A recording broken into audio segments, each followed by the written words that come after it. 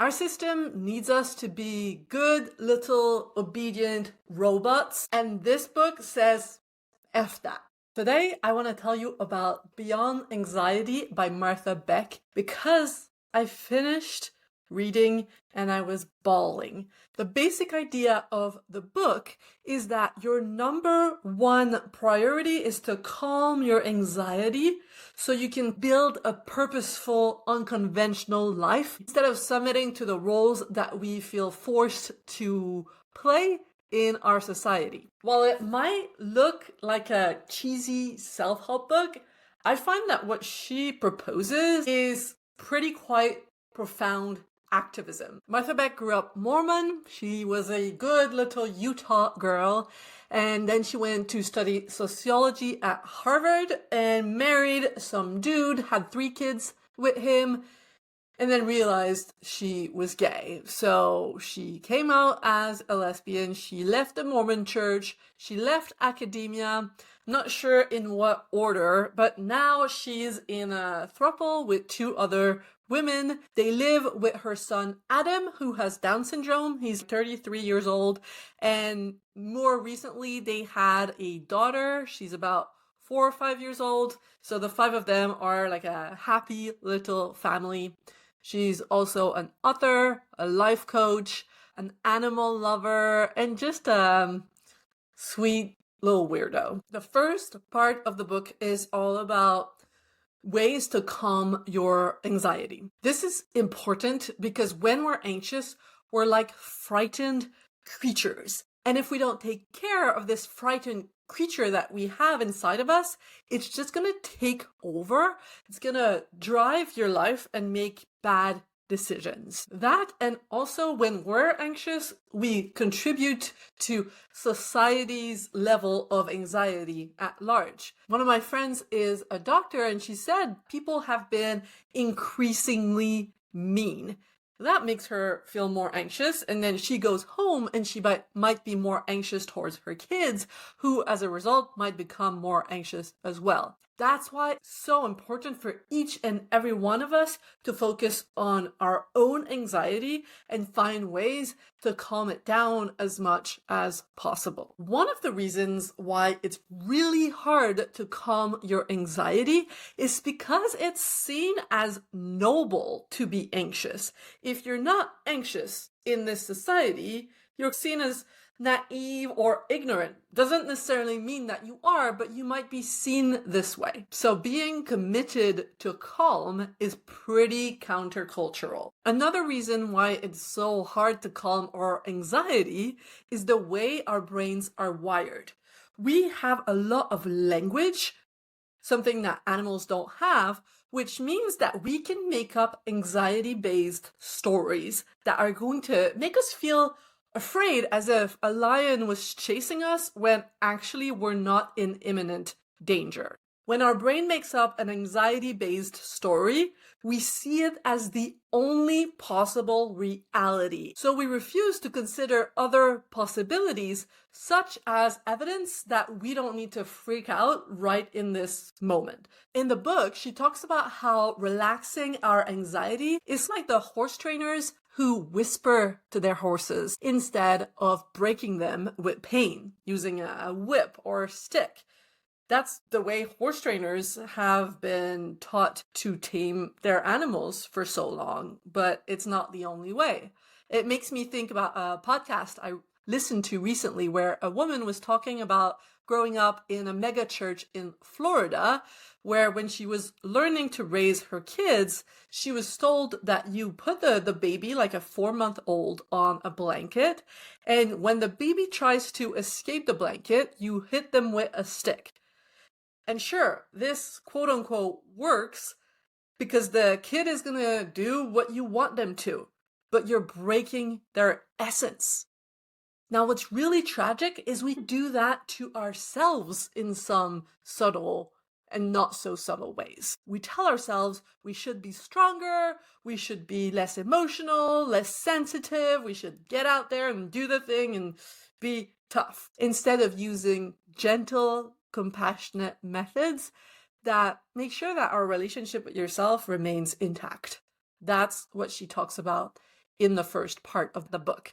I'm not going to dig into them today because I want to get to what was most interesting for me. So once you have calmed down your anxiety, once you've left the anxiety spiral, you can enter another kind of spiral, a spiral of curiosity and creativity, which is going to bring you so much more joy and well-being. In the book, Martha tells the story of when she was diagnosed with ADHD.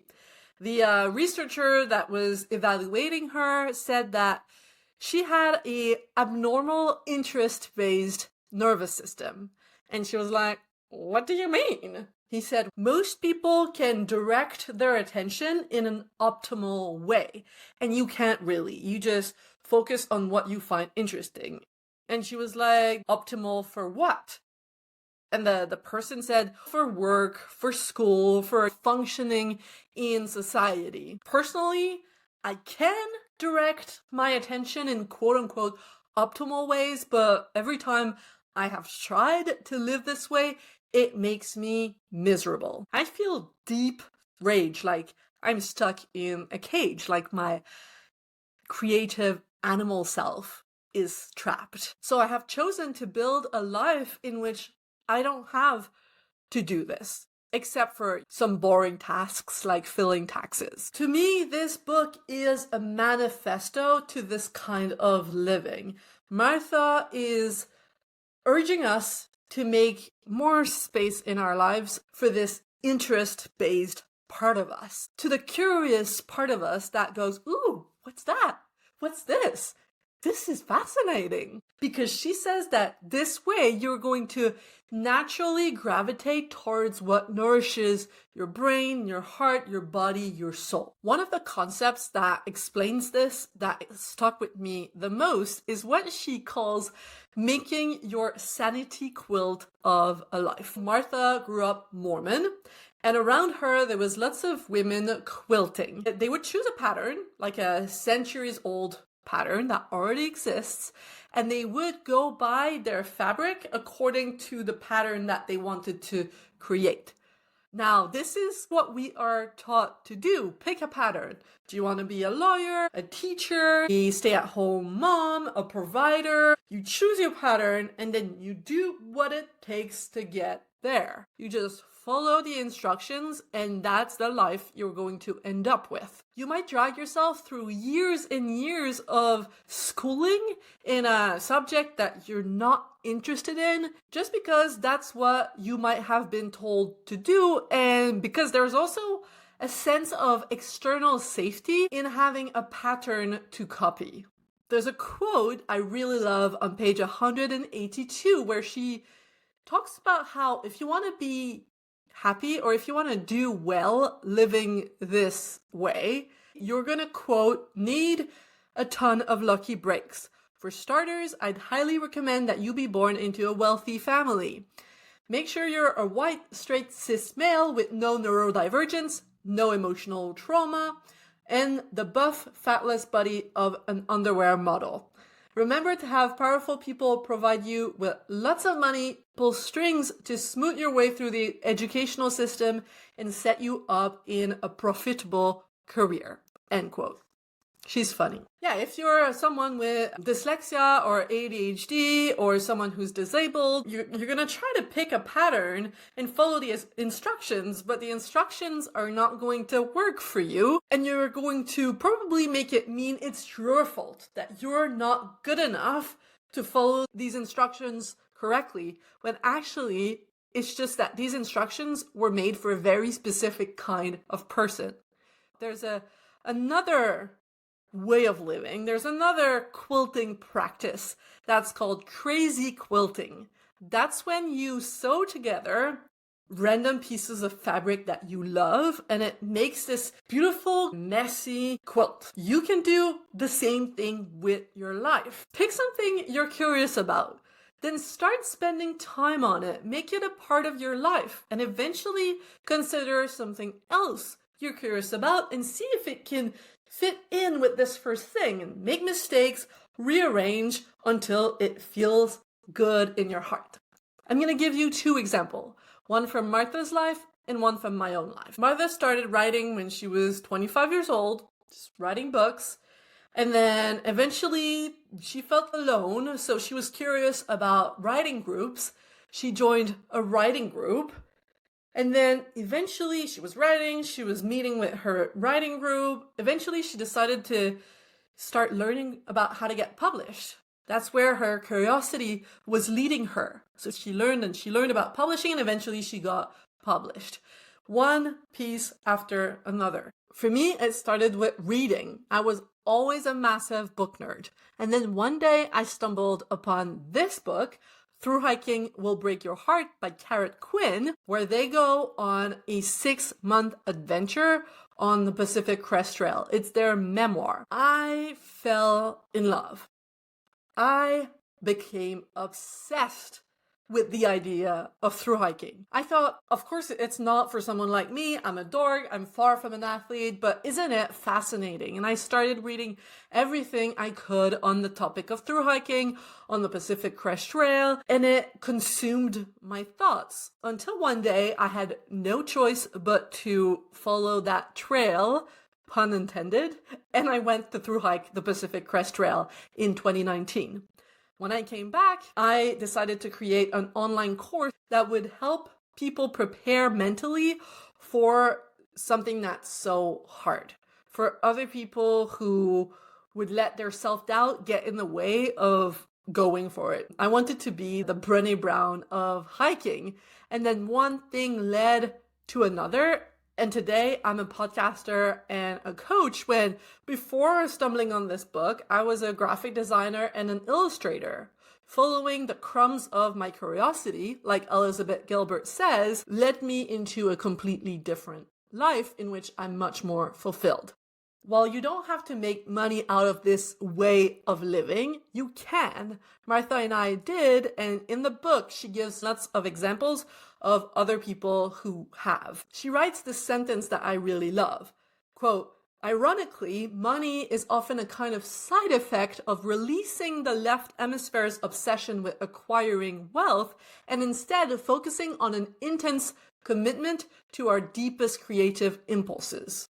End quote. Now, of course, most people who live this way don't end up being rich, but they will have another kind of wealth, which Martha calls the joy of chasing what nourishes your heart. Now, a caveat that's really important is you cannot take, for example, my life and replicate what I've done to get to the same results. That doesn't work. Instead, you have to replicate the same method, which is following the crumbs of your curiosity, taking them seriously, giving them the time of day, believing that there's something worthwhile in what Martha calls your little fascinations. Have you ever heard about the study that the NASA did in 1968 on creativity? It's fascinating. It was led by Dr. George Land and Beth Jarman, and basically they studied 1,600 children, ages 4 or 5, and 98% of them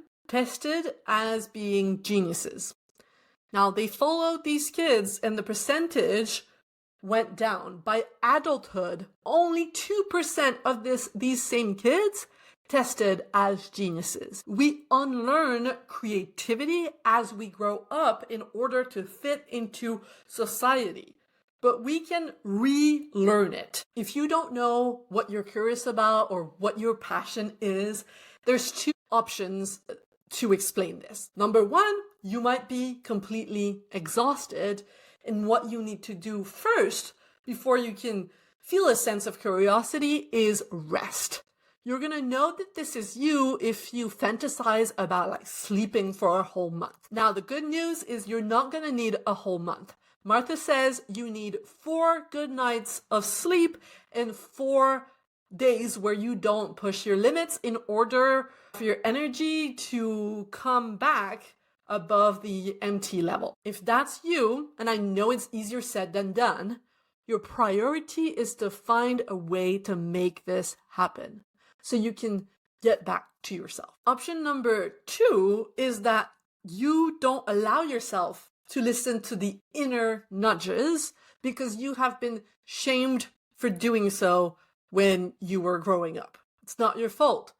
It's the system that we live in that says you gotta be serious, you gotta be selfless, you gotta do your homework, stay focused. And so you don't pay attention to what you are being pulled towards. You kind of whack-a-mole your little fascinations when they show up. Your anxiety tells you it's selfish anyway. It's pointless to create a YouTube channel. Who's gonna watch your videos? Just do something worthwhile. Why are you painting? Don't you have responsibilities to attend to? This is a waste of time. And you have been taught to believe these lies. Finding your passion starts with paying attention to these faint sensations of interest. So here's 2 pieces of advice from the book. Number 1, notice what feels like a push and what feels like a pull. You can even keep a daily journal about this. I'm going to give you an example from my personal life. I remember a few years ago joining an environmental book club with a bunch of intellectuals. I was doing it because I was telling myself I should, because it seemed like a smart idea to get informed about the environment. And it was, but it felt like such a push.